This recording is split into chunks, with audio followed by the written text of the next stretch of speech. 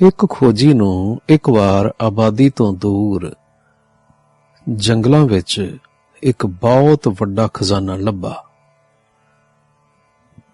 ਜਿਸ ਖਜ਼ਾਨੇ ਵਿੱਚ ਬਹੁਤ ਅਮੋਲਕ ਹੀਰੇ, ਲਾਲ ਅਤੇ ਹੋਰ ਜਵਾਹਰਾਤ ਹੈਗੇ ਸਨ। ਖੋਜੀ ਇਹ ਵੇਖ ਕੇ ਬੜਾ ਪ੍ਰਸੰਨ ਹੋਇਆ ਤੇ ਉਸਨੇ ਆਪਣੇ ਵਿੱਤ ਅਨੁਸਾਰ ਜਦੋਂ ਇੱਕ ਪੰਡ ਖਜ਼ਾਨੇ ਵਿੱਚੋਂ ਕੱਢ ਕੇ ਬੰਨ੍ਹ ਲਈ ਤਾਂ ਉਹ ਦੇਖ ਕੇ ਬੜਾ ਹੈਰਾਨ ਹੋਇਆ ਕਿ ਜਿਸ ਥਾਂ ਤੋਂ ਉਸਨੇ ਹੀਰੇ ਜਵਾਹਰਾਤ ਕੱਢੇ ਸਨ ਉਹ ਥਾਂ ਮੁੜ ਉਸੇ ਤਰ੍ਹਾਂ ਹੀਰਿਆਂ ਨਾਲ ਹੀ ਪੂਰੀ ਹੋ ਗਈ।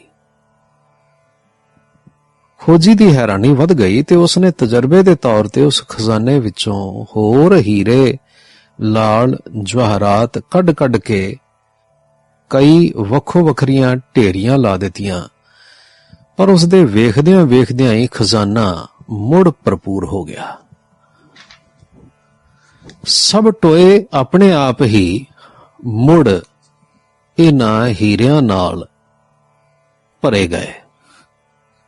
ਜਦੋਂ ਖੋਜੀ ਨੂੰ ਯਕੀਨ ਆ ਗਿਆ ਕਿ ਇਹ ਖਜ਼ਾਨਾ ਵਰਤਿਆਂ ਮੁੱਕ ਨਹੀਂ ਸਕਦਾ ਤੇ ਇਸ ਵਿੱਚੋਂ ਜਿੰਨੇ ਮਰਜ਼ੀ ਹੀਰੇ ਜਵਾਹਰਾਤ ਕੱਢੀਏ ਇਹ ਮੁੜ ਕੇ ਆਪਣੇ ਆਪ ਭਰ ਜਾਂਦਾ ਹੈ, ਤਾਂ ਉਸਦੇ ਦਿਲ ਵਿੱਚ ਇਹ ਖਿਆਲ ਆਇਆ ਕਿ ਕਿਉਂ ਨਾ ਮੈਂ ਇਸ ਖਜ਼ਾਨੇ ਦਾ ਪਤਾ ਆਪਣੇ ਸਾਰੇ ਦੇਸ਼ ਵਾਸੀਆਂ ਨੂੰ ਜਾ ਕੇ ਦੱਸਾਂ, ਤਾਂ ਕਿ ਮੇਰਾ ਦੇਸ਼ ਵੀ ਅਮੀਰ ਤੇ ਸੁਖੀ ਹੋ ਜਾਏ। ਜਦੋਂ ਮੇਰਾ ਦੇਸ਼ ਅਮੀਰ ਤੇ ਸੁਖੀ ਹੋ ਗਿਆ ਫਿਰ ਹੋਰ ਦੇਸ਼ਾਂ ਨੂੰ ਇਸ ਖਜ਼ਾਨੇ ਦਾ ਪਤਾ ਦਿਆਂਗਾ, ਤਾਂ ਸਾਰਾ ਸੰਸਾਰ ਹੀ ਬੜਾ ਅਮੀਰ ਤੇ ਸੁਖੀ ਹੋ ਜਾਵੇਗਾ। ਪਰ ਇਹ ਜੰਗਲ ਬੜਾ ਸੰਘਣਾ ਤੇ ਚੌਹਾਂ ਪਾਸਿਆਂ ਤੋਂ ਪਹਾੜਾਂ ਨਾਲ ਘਿਰਿਆ ਹੋਇਆ ਸੀ। ਇੱਥੋਂ ਤੱਕ ਪਹੁੰਚਣ ਦੀ ਕੋਈ ਸੜਕ ਨਹੀਂ ਸੀ ਤੇ ਇਸ ਤਰ੍ਹਾਂ ਜਾਪਦਾ ਸੀ ਬਈ ਉੱਥੇ ਸਦੀਆਂ ਤੋਂ ਕੋਈ ਇਨਸਾਨ ਆਇਆ ਹੀ ਨਹੀਂ। ਜੰਗਲ ਵਿੱਚ ਬੜੇ ਭਿਆਨਕ ਮਾਰ ਖਾਣੇ ਜਾਨਵਰ, ਸ਼ੇਰ, ਚੀਤੇ, ਹਾਥੀ, ਰਿੱਛ, ਸੱਪ ਰਹਿੰਦੇ ਸਨ। ਜੰਗਲ ਦੇ ਆਲੇ ਦੁਆਲੇ ਦੇ ਪਹਾੜ ਅਸਮਾਨਾਂ ਤੱਕ ਉੱਚੇ ਤੇ ਇਹੋ ਜਿਹੀ ਸਿੱਧੀ ਢਲਾਣ ਵਾਲੇ ਸਨ ਕਿ ਉਹਨਾਂ ਉੱਤੇ ਚੜ੍ਹ ਸਕਣਾ ਅਸੰਭਵ ਜਾਪਦਾ ਸੀ। ਹੁਣ ਇਸ ਖੋਜੀ ਦੀ ਖਜ਼ਾਨਾ ਲੱਭਣ ਦੀ ਸਾਰੀ ਖੁਸ਼ੀ ਫਿੱਕੀ ਪੈ ਗਈ ਤੇ ਜਦੋਂ ਉਸਨੇ ਵਿਚਾਰਿਆ ਕਿ ਉੱਥੇ ਤੱਕ ਪਹੁੰਚ ਕੇ ਉਸ ਖਜ਼ਾਨੇ ਨੂੰ ਹਾਸਲ ਕਰਨਾ ਉਸਦੇ ਦੇਸ਼ ਵਾਸੀਆਂ ਲਈ ਬਹੁਤ ਔਖਾ ਹੋਵੇਗਾ, ਕਿਉਂਕਿ ਇਹੋ ਜਿਹੇ ਉੱਚੇ ਪਹਾੜ ਤੇ ਚੜ੍ਹਨਾ ਤੇ ਇਹੋ ਜਿਹੇ ਸੰਘਣੇ ਜੰਗਲ ਨੂੰ ਲੰਘਣਾ ਹਰੇਕ ਇਨਸਾਨ ਲਈ ਅਸੰਭਵ ਹੈ। ਪਰ ਨਾ ਉਹ ਖੋਜੀ ਸੀ ਹੀ ਆਪਣੀ ਲਗਨ ਦਾ ਬੜਾ ਪੱਕਾ। ਜਿਹੜਾ ਇਰਾਦਾ ਕਰਦਾ ਉਹ ਪੂਰਾ ਕਰਕੇ ਹੀ ਛੱਡਦਾ ਸੀ। ਉਸਨੇ ਉਸ ਖਜ਼ਾਨੇ ਦੇ ਕੰਢੇ ਤੇ ਬਹਿ ਕੇ ਇਹ ਇਰਾਦਾ ਕੀਤਾ ਕਿ ਭਾਵੇਂ ਮੇਰੀ ਅਗਲੀ ਸਾਰੀ ਉਮਰ ਇਸ ਖਜ਼ਾਨੇ ਤੋਂ ਆਪਣੇ ਦੇਸ਼ ਤੱਕ ਰਸਤਾ ਬਣਾਉਣ ਵਿੱਚ ਲੰਘ ਜਾਏ ਤਾਂ ਵੀ ਮੈਂ ਆਮ ਲੋਕਾਂ ਵਾਸਤੇ ਇੱਥੋਂ ਤੱਕ ਪਹੁੰਚਣ ਦਾ ਰਸਤਾ ਬਣਾ ਕੇ ਹੀ ਚੈਨ ਲਵਾਂਗਾ। ਇੱਕ ਪੰਡ ਹੀਰਿਆਂ ਦੀ ਸਿਰ ਤੇ ਚੁੱਕ ਕੇ ਇਹ ਖੋਜੀ ਹੌਲੀ ਕਈ ਮਹੀਨਿਆਂ ਵਿੱਚ ਰਸਤੇ ਦੀਆਂ ਤਕਲੀਫਾਂ, ਮੁਸ਼ਕਲਾਂ ਤੇ ਮੁਸੀਬਤਾਂ ਝਾਗਦਾ ਹੋਇਆ ਮੁੜ ਆਪਣੇ ਦੇਸ਼ ਪਹੁੰਚਿਆ। ਸਭ ਤੋਂ ਵੱਡੇ ਜੌਹਰੀ ਕੋਲ ਜਦੋਂ ਉਸਨੇ ਜਾ ਕੇ ਆਪਣਾ ਇੱਕ ਹੀਰਾ ਵੇਚਣ ਲਈ ਪੇਸ਼ ਕੀਤਾ ਤਾਂ ਉਹ ਜੌਹਰੀ ਬੜਾ ਹੈਰਾਨ ਹੋਇਆ, ਕਿਉਂਕਿ ਐਸਾ ਹੀਰਾ ਤਾਂ ਉਸਨੇ ਕਦੇ ਵੇਖਿਆ ਹੀ ਨਹੀਂ ਸੀ। ਮੁੱਲ ਕੀ ਦਿੰਦਾ?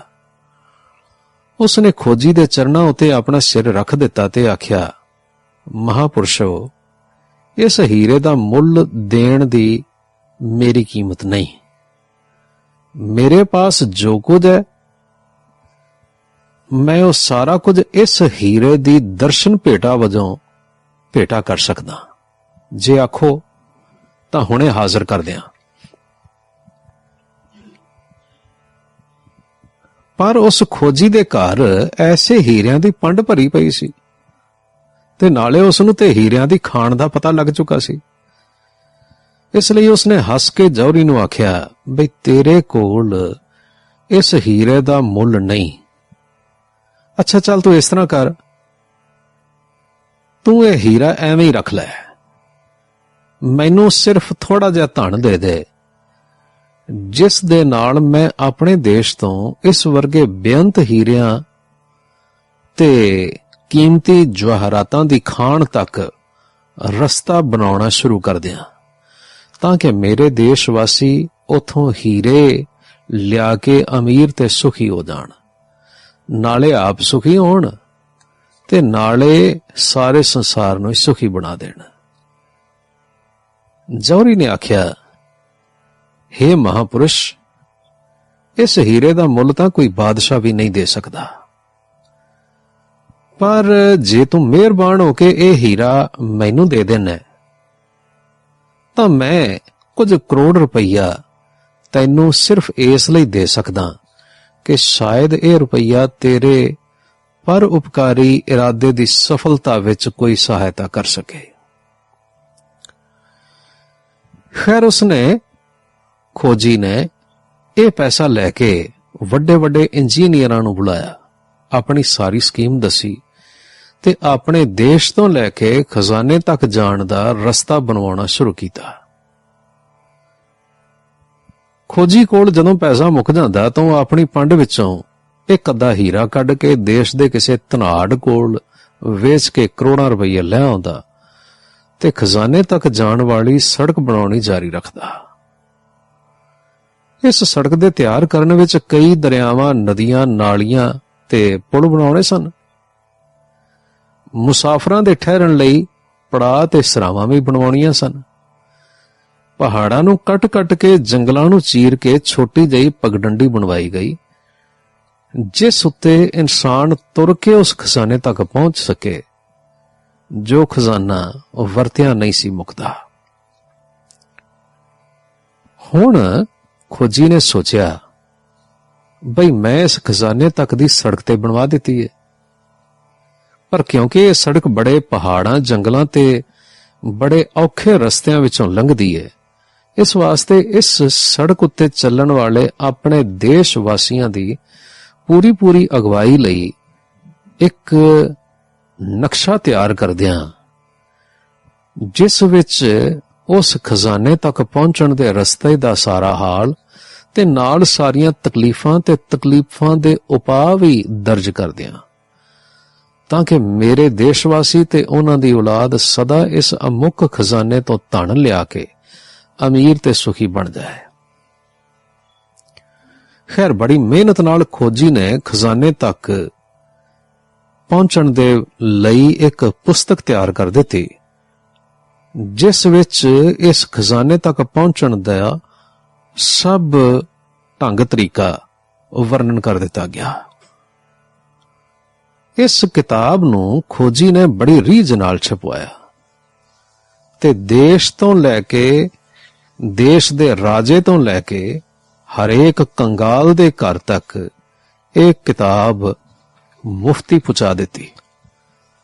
खोजी नूं खजाने तक सड़क बनाउण ते उस दे बारे विच एक किताब छपवा के वंडण विच कई साल लग गए।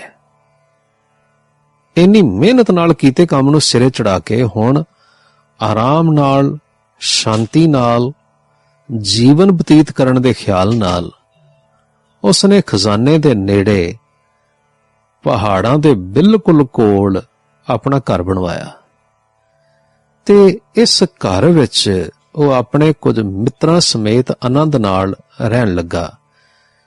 ਇਸ ਤਰ੍ਹਾਂ ਰਹਿੰਦਿਆਂ ਉਸ ਨੂੰ ਬਹੁਤ ਸਮਾਂ ਲੰਘ ਗਿਆ।